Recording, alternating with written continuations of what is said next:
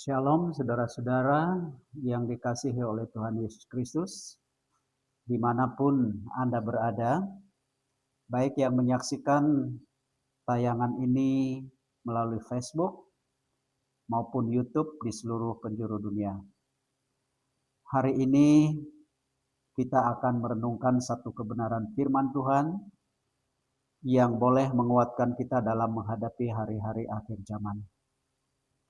Namun sebelum kita belajar tentang firman Tuhan ini, kita minta pimpinan Roh Kudus untuk menuntun serta menerangi batin kita, untuk boleh mengerti dan memampukan kita untuk menghidupi firman Tuhan ini dalam kehidupan kita setiap hari. Kita berdoa. Ya Tuhan Allah kami yang hidup, kesempatan yang terindah di mana kami boleh merenungkan satu bagian daripada kebenaran firman-Mu. Kami butuh pencerahan daripada Allah Roh Kudus. Engkau mengiluminasi firman-Mu di hati kami, memampukan kami mengerti, lebih daripada itu menerapkannya dalam kehidupan kami setiap hari. Terima kasih Tuhan, di dalam nama Yesus berdoa dan bersyukur. Amin. Kita membaca satu bagian firman Tuhan yang saya ambil dari Injil Matius 24 ayat 3 sampai 6. Injil Matius pasal yang ke-24 ayat yang ketiga sampai ayat yang ke-6, firman Tuhan berkata demikian. Ketika Yesus duduk di atas bukit Zaitun, datanglah murid-muridnya kepadanya untuk bercakap-cakap sendirian dengan dia. Kata mereka, katakanlah kepada kami, bila manakah itu akan terjadi, dan apakah tanda kedatanganmu dan tanda kesudahan dunia? Jawab Yesus kepada mereka, waspadalah supaya jangan ada orang yang menyesatkan kamu. Sebab banyak orang akan datang dengan memakai namaku dan berkata, akulah Mesias, dan mereka akan menyesatkan banyak orang. Dari Matius 24 ayat 3 sampai ayat yang ke-6 ini, saya akan membawa kita belajar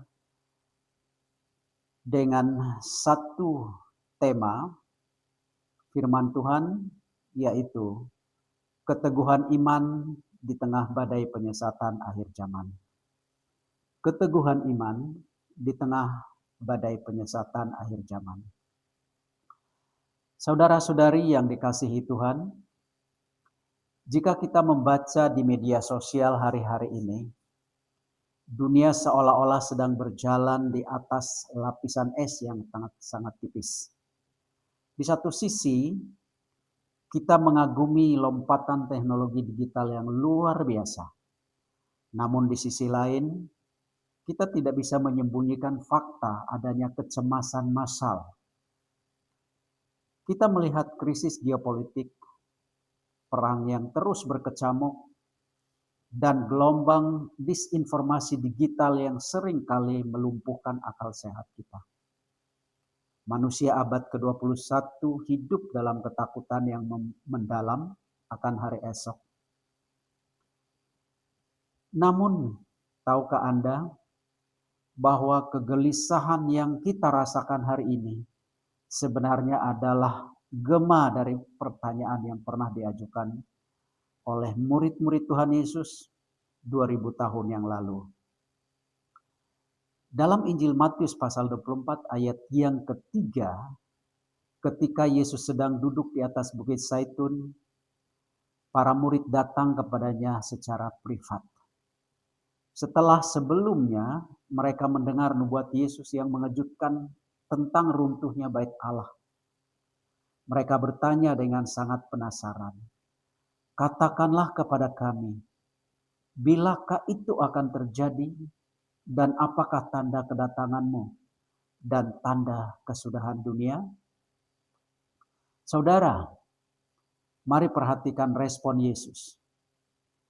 Sungguh menarik, karena Yesus sama sekali tidak memberikan kalender kronologis atau ramalan tunggal yang spekulatif untuk memuaskan rasa ingin tahu mereka.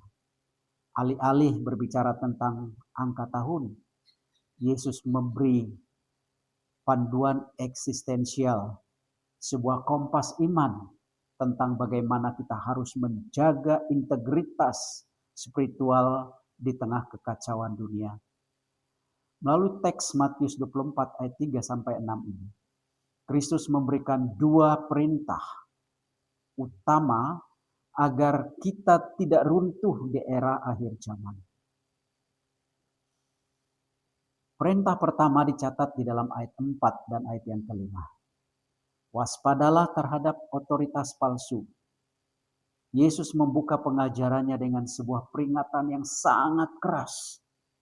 Waspadalah supaya jangan ada orang yang menyesatkan kamu. Lalu di ayat 5, ia menjelaskan alasannya. Sebab banyak orang akan datang dengan memakai namaku. Dan mereka berkata, akulah Mesias. Dan mereka akan menyesatkan banyak sekali orang. Secara eksegetis, frasa memakai namaku tidak selalu berarti ada orang yang muncul dengan jubah keagamaan lalu mengaku secara fisik, akulah Yesus. Di era digital kontemporer saat ini, penyiasatan akhir zaman bekerja dengan cara yang jauh lebih halus, rapi, sistematis.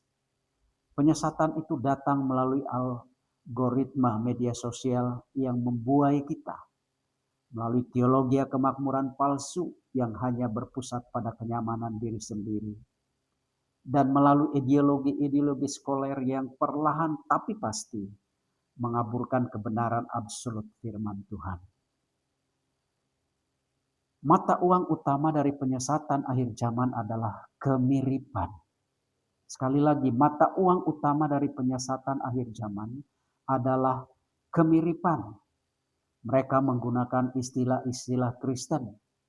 Mereka mengutip ayat-ayat Alkitab, tetapi mereka membelokkan maknanya demi keuntungan egois dan popularitas.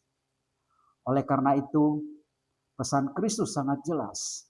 Jangan pernah mengikatkan jangkar imanmu pada karisma seseorang manusia, pada kehebatan seorang tokoh, atau pada tren dunia yang semu. Ikatlah jangkar imanmu hanya pada otoritas tunggal firman Tuhan Allah yang tertulis. Kemudian, perintah kedua yang tidak kalah pentingnya dicatat dalam ayat yang ke-6. Jangan gelisah di tengah krisis kosmis.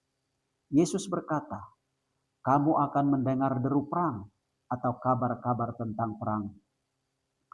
Namun berawas-awaslah, jangan kamu gelisah, sebab semua itu harus terjadi, tetapi kesudahannya belum tiba.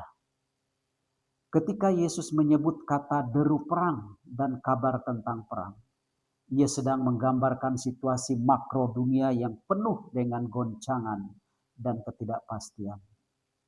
Namun perhatikan satu frasa kunci yang digunakan oleh Yesus, yaitu kata harus terjadi.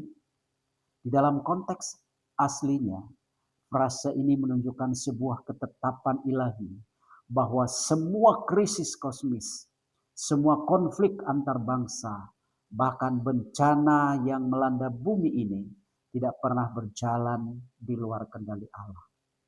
Sejarah dunia tidak sedang bergerak secara acak menuju kehancuran yang sia-sia.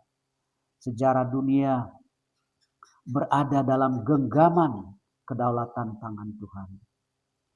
Karena itulah Yesus berkata dengan sangat tegas kepada Anda dan saya hari ini. Jangan kamu gelisah. Kata gelisah di sini merujuk pada ketakutan yang melumpuhkan, kepanikan yang membuat kita kehilangan arah rohani dan meragukan kebaikan Tuhan. Mengapa kita sebagai gereja Tuhan tidak boleh gelisah? Ini pertanyaan. Karena kita tahu bahwa setiap krisis yang terjadi di bumi ini bukanlah tanda bahwa Allah kalah atau Allah telah meninggalkan kita. Sebaliknya, itu adalah konfirmasi supranatural bahwa firman-Nya adalah kebenaran yang sedang digenapi di dalam, bahkan di depan mata kita. Saudara-saudari yang terkasih di dalam Tuhan, melalui teks Matius 24 ayat 3 sampai 6 ini, kita diingatkan dengan kuat bahwa akhir zaman bukanlah sebuah tontonan horor yang harus kita takuti dan dengan penuh kepanikan. Akhir zaman adalah sebuah panggilan misi yang harus kita tuntaskan dengan kepala tegak. Ketika dunia di sekitar kita mulai runtuh di dalam skeptisme, kepanikan digital, gereja dipanggil untuk berdiri seperti karang di tengah samudra, menjadi mercusuar kebenaran yang otentik, transparan, dan berani menyatakan kebenaran. Kita tidak diutus untuk menarik diri dari dunia lalu bersembunyi dalam ketakutan. Kita diutus untuk memberitakan Injil keselamatan ini dengan penuh keyakinan, penuh bahwa Kristus adalah Raja yang memegang kendali penuh atas sejarah umat manusia. Sebelum saya mengakhiri khotbah ini, mari kita periksa hati kita masing-masing. Di manakah Anda meletakkan dasar keamanan hidup Anda hari ini? Apakah Anda menyandarkan, meletakkan keamanan Anda pada stabilitas ekonomi yang rapuh atau pada janji Kristus yang kekal? Peganglah pesan Yesus ini secara erat-erat. Waspadalah terhadap penyesatan. Dan jangan biarkan hatimu gelisah. Ingatlah, kesudahan dunia ini tidak berada di tangan penguasa kegelapan, melainkan berada di tangan anak domba Allah. Sekali lagi, ingatlah, kesudahan dunia ini tidak berada di tangan para penguasa kegelapan, melainkan berada di tangan anak domba Allah yang telah menang dan memegang kunci sejarah. Tuhan Yesus memberkati kita semua dan menjaga iman kita tetap teguh sampai kesudahan zaman. Kita berdoa. Bersyukur Tuhan, kami telah mendengar firman-Mu. Kami belajar tentang satu kebenaran yang memberikan kami kekuatan dalam menghadapi akhir-akhir zaman ini. Terima kasih Tuhan, tolong kami untuk kami tidak gelisah, tetapi kami berdiri tegak bagaikan karang di tengah samudra, untuk kami boleh melihat bahwa Yesus Tuhan kami adalah berkuasa atas sejarah dunia ini. Di dalam nama Yesus Kristus, kami berdoa mengucap syukur untuk firman-Mu. Amin.